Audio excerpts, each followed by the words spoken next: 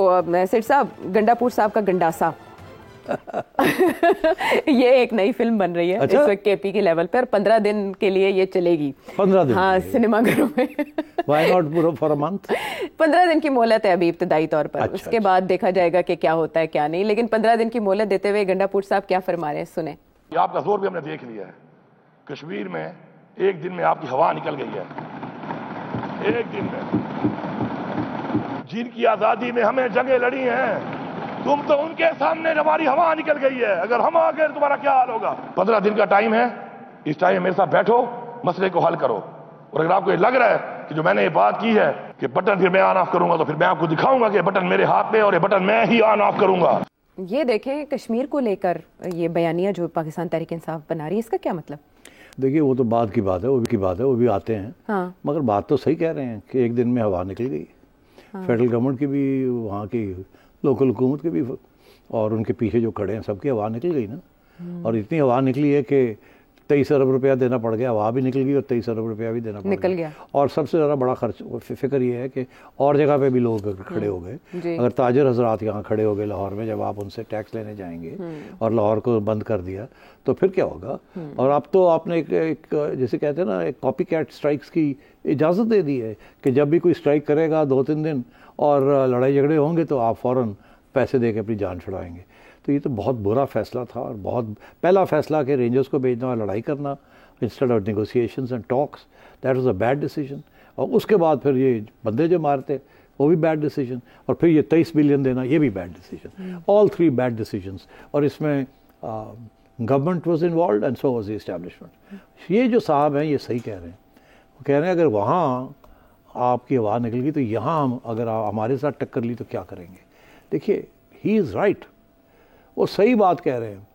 آج اگر پی میں جو کہ 99% عمران خان ہے، 80% یا 70% نوجوان طبقہ جس قسم کی باتیں یہ لوگ کرتے ہیں، تو یہ اگر وہاں انہوں نے اس قسم کی سٹرائکس ہونی شروع ہو گئی اور لڑائی جھگڑے شروع ہو گئے تو اس کو تو کوئی کنٹرول نہیں کر سکے گا.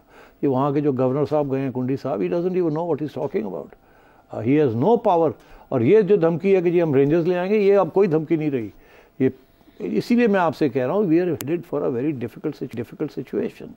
اور یہ جو ہے نا کہ جی فورس کے ذریعے ہم کنٹرول کر لیں گے سب کچھ، یہ نہیں ہوگا. اور گنڈاپور صاحب بالکل صحیح کہہ رہے ہیں. آئی ایم سوری ٹو سے دس، آئی ڈونٹ اپریشیٹ گنڈاپور صاحب آن مینی اوکیشنز، بٹ بات وہ صحیح کہہ رہے ہیں. پروونس کے جو پیسے ہیں، جو ان کے پیسے ان کو ملنے چاہیے، نمبر 1. نمبر 2، گنڈاپور صاحب is genuinely elected, fairly elected chief minister. ان کو اتنی ہی عزت ملنی چاہیے جتنی باقی چیف منسٹرز کو ملتی ہے. اور تیسری بات یہ ہے کہ اگر ان کے جینیون کمپلینٹس ہیں تو ان کو گورنر صاحب وہاں کے جو ہیں وہ دھمکیاں مت دیں. گورنر صاحب کی کوئی حیثیت نہیں ہے. آج اگر گورنر صاحب کا روٹی پانی بند کر دے چیف منسٹر تو governor can't do any thing. اور یہ جو دھمکی ہے ہم گورنرز رول لگا دیں گے، ہم لے آئیں گے، رینجرز لے آئیں گے، یہ اب وقت زمانہ ختم ہو گیا ہے اس قسم کا. یہ 90 کی دہائی نہیں ہے کہ آپ دھمکیاں دے کے گورنرز رول لگا دیتے ہیں اور عدالتوں میں پھر گھومتے ہیں کہ جی ریسٹوریشن ہو. یہاں عوام از ان اے ناسٹی موڈ. تو یہ سوچنا بھی نہیں چاہیے کہ آپ بائی فورس یا آپ بائی دھمکی یا آپ کیسز کر کے جو لوگوں کے حقوق ہیں ان کو آپ ختم کریں گے. تو گنڈاپور صاحب پیسے مانگ رہے ہیں جو کہ اس پروونس کا حق ہے، ان کو وہ پیسے ملنے چاہیے. ایک وقت پہ شہباز شریف صاحب وعدہ بھی کر لیتے ہیں، کہہ دیتے ہیں بھائی کہ حساب کتاب کر کے ان کے واجبات دیں. محسن نقوی صاحب ملنے چلے جاتے ہیں علی امین گنڈاپور صاحب سے. پھر یہ کور کمانڈر ہاؤس پہ بھی ان کے جا کے میٹنگز کی اطلاع تھیں. اب تو کور کمانڈر بھی چینج ہو گئے. لیکن بات یہ ہے کہ ریزالو ہونے کی طرف معاملات کیوں نہیں گئے؟ اور یہ 15 دن میں کیا ہو جائے گا؟ وفاقی حکومت توجہ دے دے گی ان دھمکیوں کے بعد؟ پہلے گنڈاپور صاحب نے یہ کہا تھا نا کہ اگر میری بات نہ مانی بجلی کے اوپر اور لوڈ شیڈنگ کے شیڈیول جو ہے جیسے میں کہہ رہا ہوں تبدیل نہ کیا تو میں خود جا کے اور جہاں بیٹھ جاؤں گا اور اپنا کروا لوں گا. تو گورنمنٹ نے نہیں کیا، وہ خود پہنچ گئے اور جا کے کروا لیا.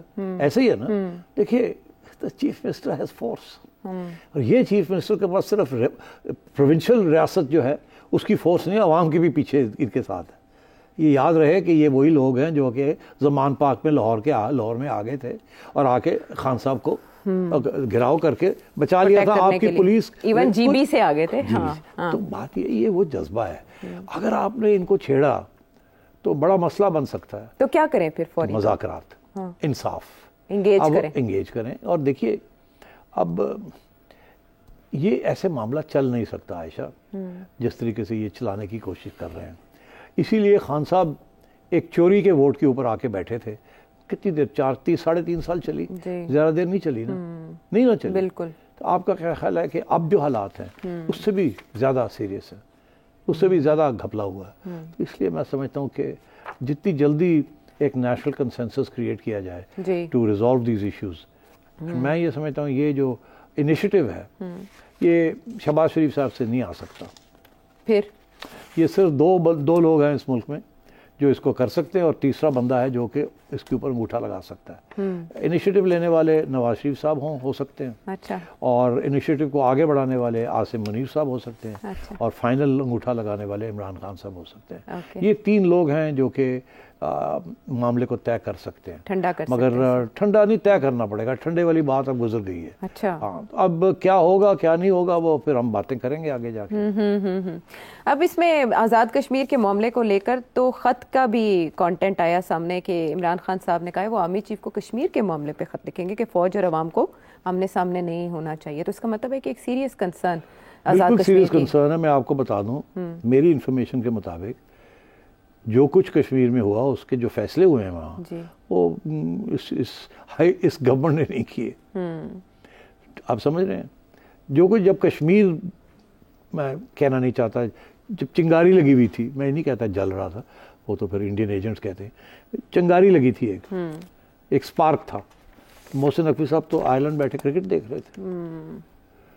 اس کا کیا مطلب ہے؟ اس کا یہ مطلب ہے کہ فیصلے کہیں اور ہوتے ہیں اور کچھ لوگوں کو تو پتہ بھی نہیں ہوتا کیا فیصلہ ہوا. ہاں, وٹ انہوں نے 18 امینڈمنٹ کا ریزن دیا کہ اس کے بعد کشمیر کے معاملات الگ ہیں, جو انہوں نے ایکسپلینیشن دی جب ان سے کہا گیا. کشمیر کے معاملات الگ وقت کوئی نہیں ہے. اچھا. Kashmir is not an autonomous thing. سارا سینٹرل گورنمنٹ اور فرینکلی اسٹیبلشمنٹ فیصلے کرتی ہے کشمیر کے بارے میں, کیونکہ سب سے زیادہ سابوٹاج انڈیا کی جو ہے وہ اس علاقے میں ہے, وہ نیشنل سیکورٹی کا ایشو بن جاتا ہے. اس لیے اسٹیبلشمنٹ بڑا کڑی نظر رکھتی ہے کہ وہاں کیا ہو رہا ہے کیا نہیں ہو رہا, کس کو آنا ہے کس کو نہیں آنا, تاکہ ہاتھ سے نہ نکل جائے, کوئی ایسی بات نہ ہو کہ کوئی سازش شروع ہو جائے وہاں ملک کے خلاف. تو مگر یہ ہے کہ اب بلوچستان میں بھی آپ کو اسی قسم کا مسئلہ آپ کو نظر آ رہا ہے. اب پہلے آپ کو فاٹا میں بھی آ رہا تھا نا, اور ابھی ختم نہیں ہوا وہ. ابھی بھی وہاں وہی نعرے لگتے ہیں جو پہلے لگتے تھے. میں تو ریپیٹ بھی نہیں کر سکتا وہ نعرے. اور اب آزاد کشمیر میں یہ بات شروع ہو گئی ہے, کل کو گلگت میں شروع ہو جائے گی, پھر کہاں جائیں گے آپ؟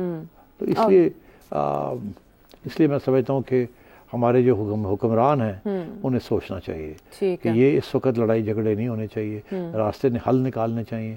اور اگر اپنی ذات کو اور اپنے پروفیشنل کریئر کو قربانی دینی ہے تو دینی چاہیے ملک کے لیے. ٹھیک ہے. جو محسن نقوی صاحب کہہ رہے ہیں کہ ہمسایہ ملک کے ساتھ تعلق نکل رہا ہے اس کشیدگی کا, وہ ثبوت دکھائیں گے, تو جلد انتظار کریں گے کہ اگر واقعی چنگاری کو وہاں آگ بننے میں مدد بھارت کی طرف سے مل رہی ہے تو سب کو پتہ چلنا چاہیے یہ بات بھی. لیکن دیکھیے میں آپ کو بتاؤں عائشہ, یہ عوام کنسپریسی تھیریز نہیں اب مانتی کہ ہر چیز میں بھارت کا ہاتھ ہے. اس میں کوئی شک نہیں ہے کہ بھارت کی پوری کوشش ہے کہ آگ لگائی جائے, مختلف علاقوں کے اندر لڑائی جھگڑے کرائے جائیں. اس میں اسٹیٹڈ پالیسی ہے ان کی, اور ایویڈنس بھی ہے کہ ٹیررزم جو ہو رہی ہے اس کے پیچھے ایک جو ہاتھ ہے وہ ان کا ہے. مگر کیا یہ جو فوری طور پہ جو ہوا ہے وہاں, یہ اس میں کوئی ڈائریکٹ انٹرونشن ہے یا کوئی را کا ہاتھ ہے؟ میں نہیں سمجھتا. دیکھیے ان کے جو 10 ڈیمانڈز ہیں, پتہ نہیں کتنے لوگوں نے پڑھے ہیں, میں نے پڑھے ہیں. اچھا. ان میں سے 3-4 تو بڑے فیئر ڈیمانڈز ہیں. 1-2 ایسے ہیں جو کہ وہ پروپیگنڈا کے طور پہ کیے جاتے ہیں اور وہ ایک پروپیگنڈا پوائنٹ بنایا جاتا ہے. جو فیئر ڈیمانڈ ہے وہ یہی ہے کہ بیکورڈ ایریا, پالیسی پہلے یہی تھی کہ بیکورڈ ایریا کو سبسڈائز کیا جائے, بجلی بھی سستی ملتی تھی, آٹا بھی سستا ملتا تھا. اب IMF نے آ کے کہا ہے یہ سب بند کریں, بیکورڈ اور نان بیکورڈ آپ کنسسٹنسی کریں. یہ اس گورنمنٹ کی مجبوری ہے, ان کو کرنا پڑ رہا ہے. انفارچونیٹلی ایک وہاں کی عادتیں پڑی ہوئی ہیں کہ ہم اسپیشل ہیں, ہم نے بڑی کوئی ہیں, اور اس لیے ہمیں اسپیشل فیسلٹیز ملنی چاہیے. اور بہت سے لوگ ہیں جو سمجھتے ہیں کہ آزاد کشمیر کے لوگ دنیا میں پہنچ گئے ہیں, وہاں سے پیسے بیچتے ہیں, ہمارا بہت بڑا حق ہے, یہ ہے وہ ہے. ایسی کوئی بات نہیں ہے. پیسے آپ عدالت حکومت کے لیے نہیں بھیجتے, پیسے آپ اپنی فیملیز کے لیے بھیجتے ہیں. تو اٹس ناٹ این ایشو, آپ بھیجیں یا نہ بھیجیں, got nothing to do with your patriotism. مگر البتہ یہ ضرور ہے کہ Azad Kashmir is in the line of fire. It is on the border. It is the center of conflict. India claim कर रहा है कि ये हमारा हिस्सा है, आप क्लेम कर रहे हैं कश्मीर का हिस्सा, तो ये सर, और बहुत जंग हुई है इसके ऊपर, तो सेंसिटिव तो है ना. तो क्या है 23 बिलियन रुपीस क्या था? अगर आप ये ना छेड़ते, ये जो रहने देते, तो क्या था? तो आखिर में करना पड़ गया ना. अब जब आपने किया है, तो मैं अभी एक्सप्लेन किया कि गलतियां की हैं ये सारी. तो अब बात ये है कि एक उनका डिमांड ये है कि जी क्योंकि पानी जो है वो आज़ाद कश्मीर से जाता है या और तो हमें स्पेशल रेट्स मिलने चाहिए. बिजली क्योंकि इतने किलोवाट्स या मेगावाट्स जो डैम्स हैं वहाँ उनके ज़रिए बनती है, तो इसलिए हमें सस्ती मिलनी चाहिए. तो बलूचिस्तान भी ये कहता है गैस, सुई गैस निकलती है सुई से, तो पहले हमें मिलनी चाहिए.